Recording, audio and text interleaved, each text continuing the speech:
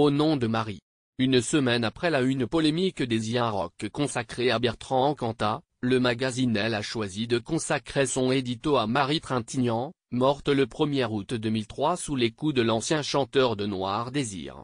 On ne t'oublie pas, insiste ce texte en forme de plaidoyer contre les violences faites aux femmes. Il faudra davantage que la médiatisation obscène de Bertrand Cantat pour éteindre ta flamme. Après la publication d'un dossier consacré à Bertrand Cantat, le 11 octobre, certains commentateurs avaient accusé les Rock de faire preuve d'indulgence envers le chanteur. Au nom de quoi devons-nous supporter la promo de celui qui a assassiné Marie Trintignant à coups de poing?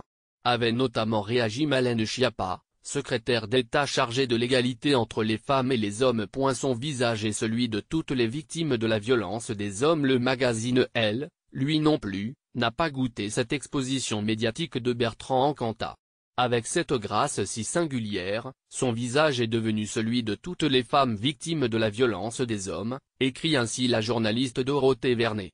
Celui des 33 inconnus, qui, chaque jour, dénoncent un viol en France.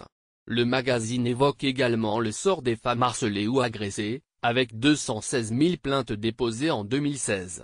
Comme en 2013, déjà dans les Rock, la médiatisation de Bertrand Cantat suscite à nouveau des réactions véhémentes sur les réseaux sociaux, depuis le drame survenu à Vilnius, Lituanie à l'été 2003.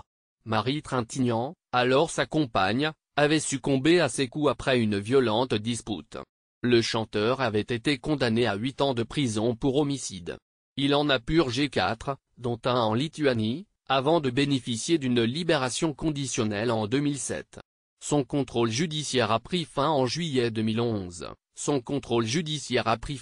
Le juge qui a libéré Bertrand Cantat ne comprend pas les réactions violentes contre le chanteur. Il y a quelque chose d'indécent à voir qu'en fin de compte on passe très vite l'éponge, avait commenté l'ancienne ministre des Familles et des Droits des Femmes, après la publication de la nouvelle une consacrée à Bertrand Cantat.